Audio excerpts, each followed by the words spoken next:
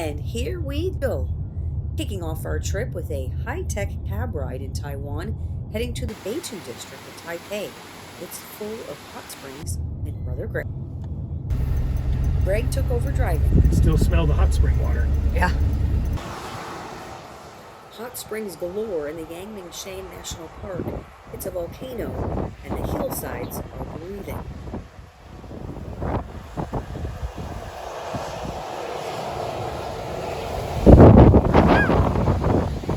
We found amazing city views in these forested vistas. We also went to a small rural town where there were temples and lots of families out, and lots of older women in very strange costumes, but boy, they were having a great time.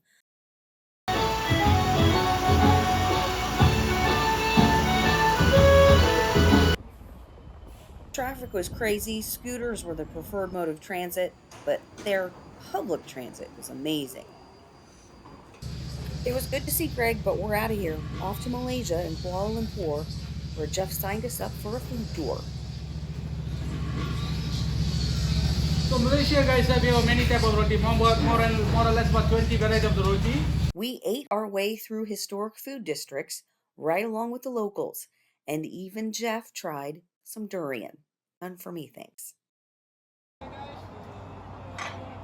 The highlight of the night was the amazing skyline. Really, the Petronas Twin Towers were spectacular, really shimmering just like jewels.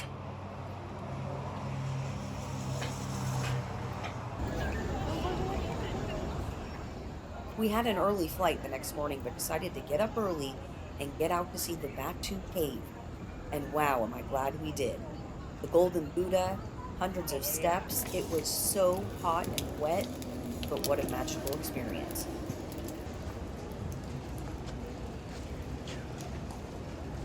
We left the cave and flew to Borneo, embarking on a wild ride to Lungkayan Island. A little rough. We okay. An hour's journey out in the Sulu Sea, we arrive at this amazing island.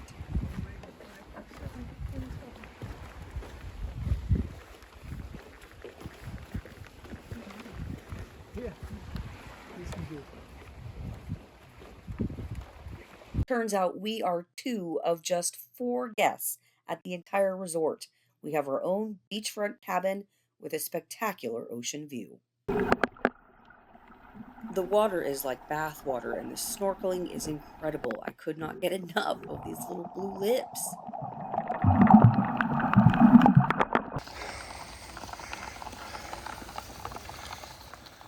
There was also a turtle nursery on the island where hawksbill and green turtle eggs were buried in the sand, and we were lucky enough to be there for a hatch.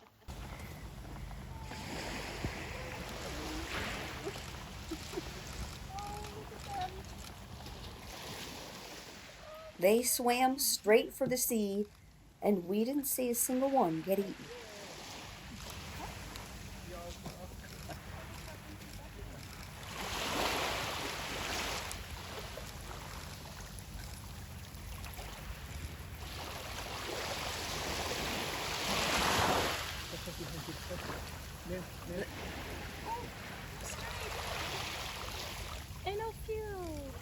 The turtles swam off into the sunset, and so did we. It was time to go see some orangutan. This is the center, right? It's really important that we are quiet, if not silent, please. The orangutans can hear us, so if we need to talk, can we whisper? From a lovely air-conditioned room, we sat and watched orangutans come and feed on the food that was put out on these outdoor platforms. This big guy was really impressive. Nobody challenged him. He just took whatever he wanted and was on his way.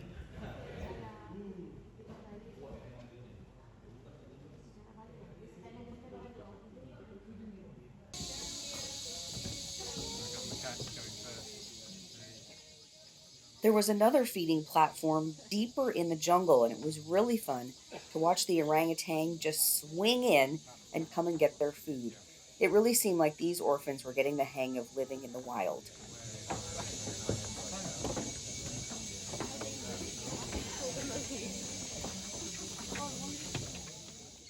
Those little rhesus monkeys are jerks, stealing food whenever they can from the orangutan. That mother was not having an easy time. And neither was this mother. This was really the highlight of the afternoon, when this mother and its baby came walking down the rail of our viewing platform. The guides had to tell us all to get out of the way. No, no flash cancer. Bell, bell. Going up now. No flash. A guide told us this was actually a wild orangutan, not an orphan, but that she was coming to the feeding platform looking for food because it's hard for new mothers to find food for their babies because the other orangutan want to harm her baby and she's vulnerable when feeding.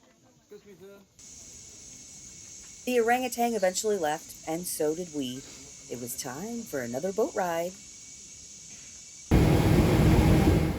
A speedboat up the Kinabatongan River to the Sakau River Lodge, where our days would be filled with river safari.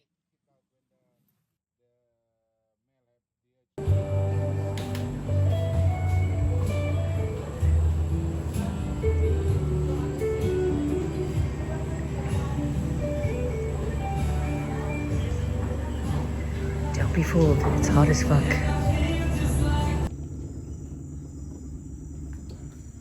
Being on the river really put you face to face with the wildlife. I stand up slowly. Open the camera for the first time. I stand up slowly, slowly.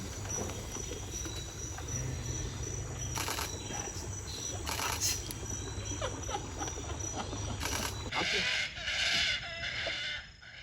Sometimes you couldn't see the birds, but you sure could hear them.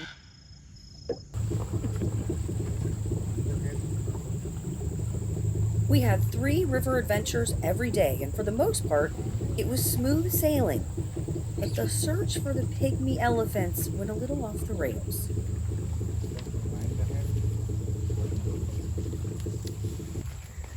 And then we went for a walk in the jungle. Casey needs to feed them. On our way to see the elephants, our trusted guide thought he'd get a stick to help protect us. A stick.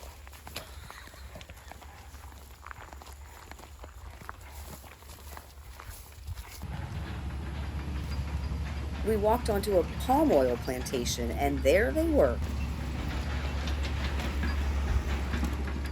The elephants are attracted to the noise of the excavator. When an excavator knocks down a tree, the elephants eat the new leaves. See that worried look in his eyes? Yeah, the elephants were turning their attention to us. It was time to go, said the man with the stick. We made it back to the boat safely, but our adventure was not over.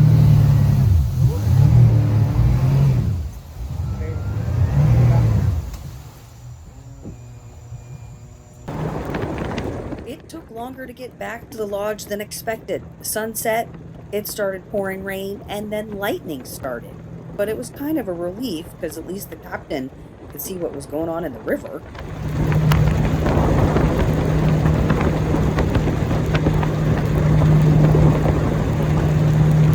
We made it back safely, and Jeff wore a skirt to dinner. I think he looks pretty cute. And now we're going to see the bats. This is Gomentong Cave. It's filled with millions of bats and thousands of swiftlet nests used in bird nest soup. Super valuable.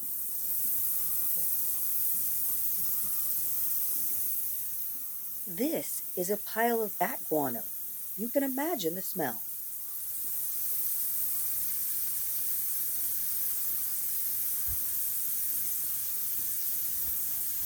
I think this is where the term batshit crazy comes from. This place is covered with batshit. Is that making you crazy? Yeah. Fair enough.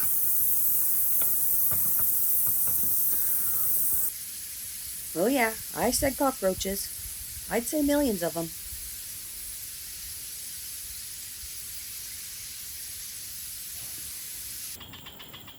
But this is why we came. A chance to see those bats flying out of the cave all at once.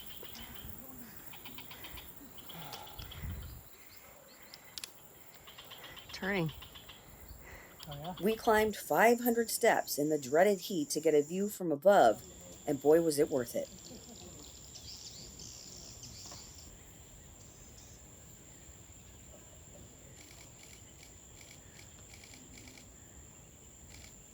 Hornbills.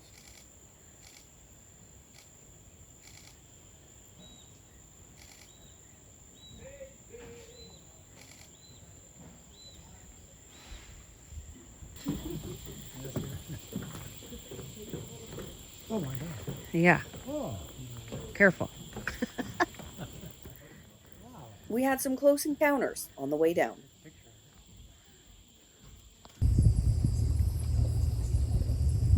We did go on a planned night safari, and then it was time to say goodbye to the Sakau River Lodge. And hello to the Borneo Rainforest Lodge along the Danum River in the Danum Valley.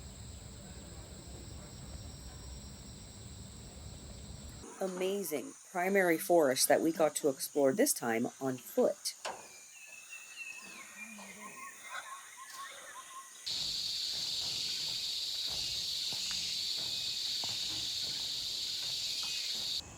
Or from the comfort of our room. It was hard to leave this room. But there were birds to see. When it was raining, we birded from the comfort of a bird blind.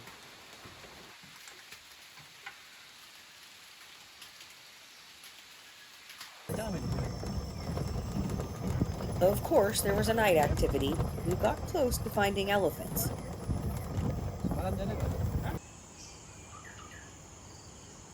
The Borneo Rainforest Lodge was a gorgeous spot. We met some crazy birders who were a lot of fun. I did not want to leave. But it was time to fly across the island to Kota Kinabalu. These are some of those weird birders at the airport. They just can't stop.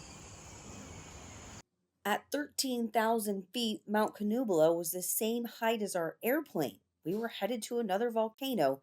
That should be birdie. Sadly, it was foggy and the birds were hiding, but the flowers were in full display and the people were very friendly. Speaking of friendly people, next stop is Bali. The first town on our tour is Ubud. It's a lush mountain town in the center of the island, also known as the spiritual center of Bali, aka lots of yoga studios. We started off with a great walking bird tour. Everybody okay with the spiders? Yeah, yeah, just closer, closer. There too. But you see it? In the See that in the one on race. the right side? Just go. They're getting right next to the go to hair the now. left. Oh, yes, I see it. The lid. Yeah, yeah. Now they pull the lid, and then later they will close the lid, and then they in a cocoon in there. This is will be a moth. Small bird, the top left first, please. The top left, three sparrows, and to the right that is the babies and a mother bird. I could have spent a week with Sumadi learning about the natural wonders of this very spiritual place. Every morning, the ladies of the village would put out offerings, asking the gods to protect their loved ones. This is our Airbnb host. Look how tiny she is next to Jeff.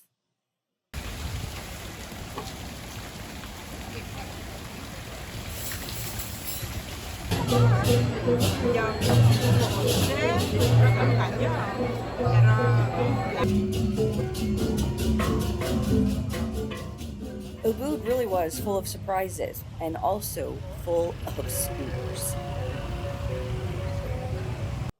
Our friend and tour guide Rosanna made sure to get us out to the countryside to see some amazing sights. Ulan Danu Baraton Temple sits right alongside a lake. It was quite a hike down to Banyumala Twin Falls, but it was well worth it. It was actually cold up here in the mountains. I didn't make it into the falls. Jeff did. And we all got caught in a huge downpour. We thought we might lose Rosanna. The Jatalui Rice Terrace was the highlight of the day. It's in the Bachukaru mountain range and it's UNESCO World Heritage Site.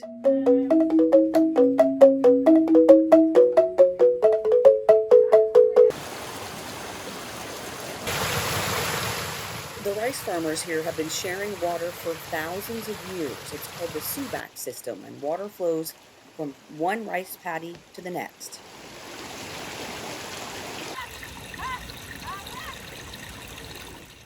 When we were there, the rice was about to be harvested, and we could hear people yelling at birds in the fields, trying to scare them away.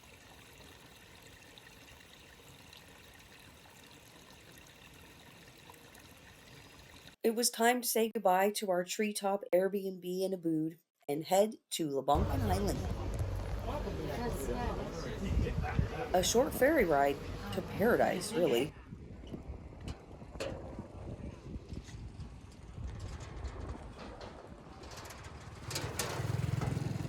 A much slower pace, not a lot of people, and gorgeous warm water everywhere you look.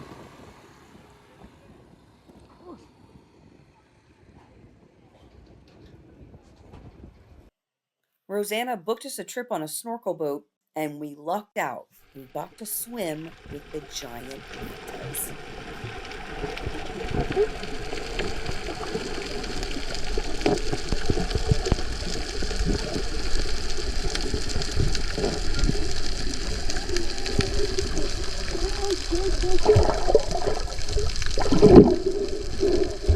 That's Rosanna squealing. It was pretty spectacular. From snorkeling to surfing, and our final stop on this trip, Uluwatu in Bali. We spent 2 days surfing at the famous Padang beach. You pay to get in, you watch out for the monkeys, you rent a board on the beach, and go. That's Jeff.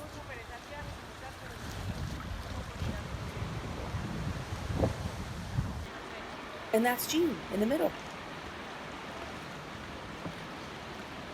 Sweet little waves. A handsome man came to our villa every morning and made us breakfast. Our last day in Bali.